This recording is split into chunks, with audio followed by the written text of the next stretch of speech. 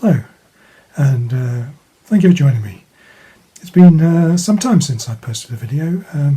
I checked back and it was last July. In the meantime, I have painted some figures, quite a lot in fact, but it's been quite a difficult 9 months, and I didn't feel up to doing a video. However, fingers crossed, things are sort of stable now, and hopefully this is the first of a few that I can do. The subject of this is my Burgundian army. I did a video on this some time ago when I first built it for the Art de la Guerre rules, but I never used it. It was put in a box. And then earlier in the year I decided to enter a 28mm Mortem et Gloriam competition, and I thought I'd have a look at the army, thinking it would be relatively easy to expand it,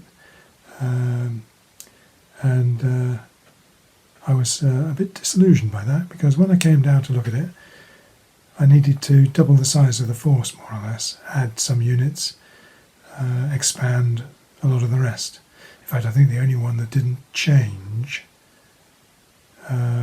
was the artillery. Everything else either had to be rebased or painted afresh. It became a bigger project than I was expecting. Anyway, a few words about Mortem et Gloriam. I played 15mm Mortem et Gloriam quite a lot.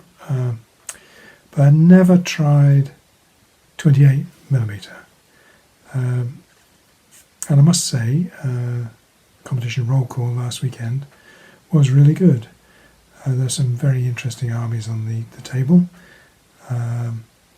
some wonderful models, and some very good painting. It was a pleasure to play against my opponents. Yeah. I came middling, which was better than I expected. But yeah, I'm going to turn the camera around and sort of show you the whole army. So I'll be back with you in a moment. So here's the army.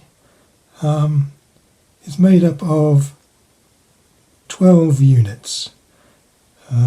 In meg terms, there are 11 tugs and 1 sug. Sug is a skirmisher unit, or artillery in this case, and tugs are the fighting troops.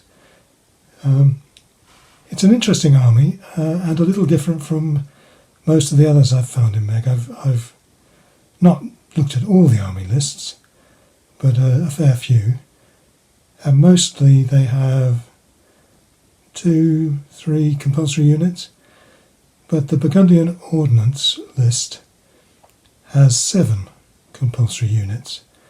It has to have the unit of handgunners, the unit of crossbowmen, it has to have a unit of unmounted longbows, 2 units of mounted longbows, and I'm not sure what the next one is, but I think it might be either the pike or one of the gendarme units.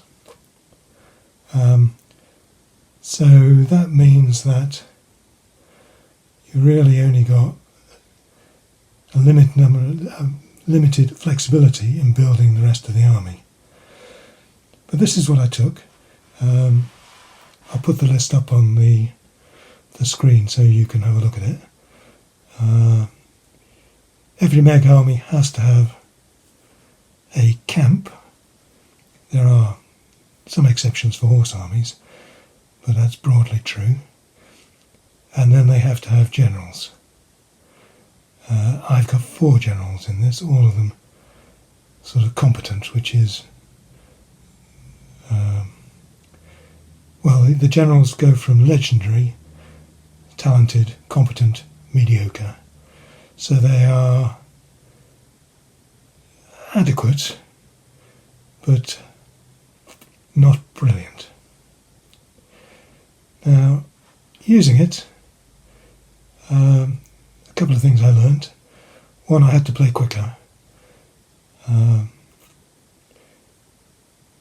Two, command and control was a challenge because you never had a guarantee of getting what you needed in an individual command. I resolved this in the second day of the competition by having my Charles the Bold float. It's one of the options you've got for your CNC in a professional army. He doesn't have to be assigned to a particular command. He can instead watch from afar and intervene as need arises. And I found that worked much better than trying to assign him some troops in the line. It was a great competition, as I say. You have to have a plan on how to win. And my initial idea was to point the pike at the enemy camp and just march forward, daring my opponent to stop them. But actually, it didn't really work out that way. Quite often I was trying to work the flanks for fear of exposing the flanks of my own pike. I'll show you some of the troops I've added. Here we have some of the Ordnance gendarmes. These are periplastics. Very nice figures.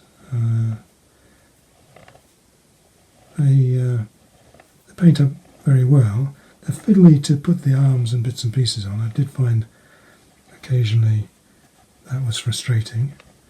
But altogether, I think they came out okay.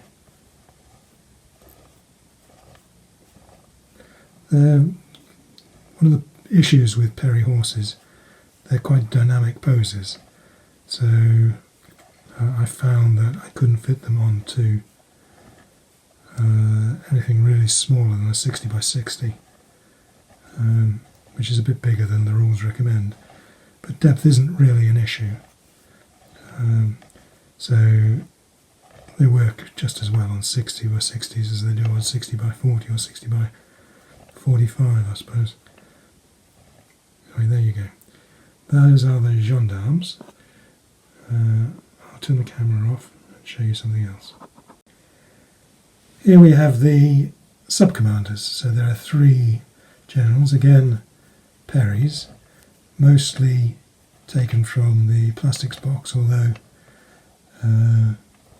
one of them is a metal Perry's figure on a plastic horse. They're on 60mm round bases,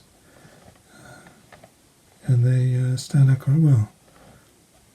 The flags represent generals who were present at the Battle of Murat, I think.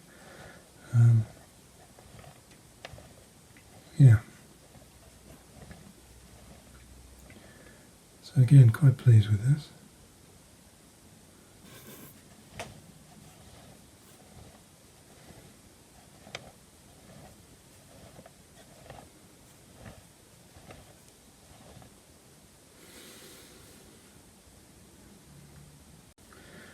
Here we have the handgunners. Again, one of the options within the Perry plastic box set.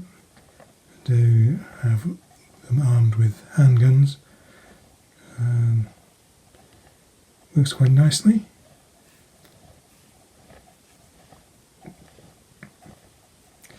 A good thing about the Burgundian army is you get lots of flags. There's an awful lot of information about the flags that were carried, so you can go to town. And I have shamelessly done that.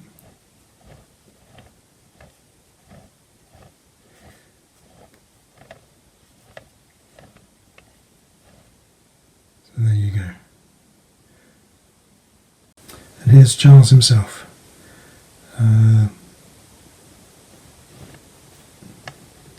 Perry. These are metals rather than plastics, so they have a bit of weight to them. That's one of the good things about plastics. I remember the days when carrying a 28mm army really required a degree of kind of fitness.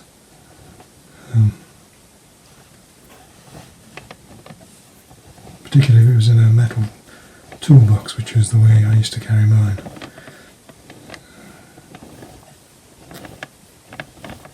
So there's Charles. I think I've shown Charles before, but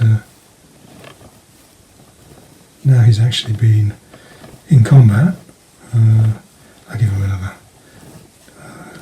15 seconds in the spotlight.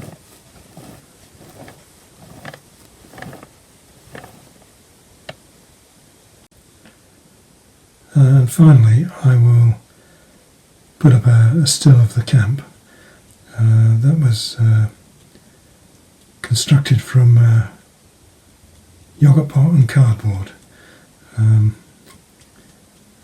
Took a little while to get things to work, but it came out well and I'm quite pleased with it. I've got to find somewhere to store it now. It's a bit too big for all the boxes I've got. But hey, I should have planned that better. Anyway, thank you for joining me, and I hope you come back again when I next post a video. Thank you.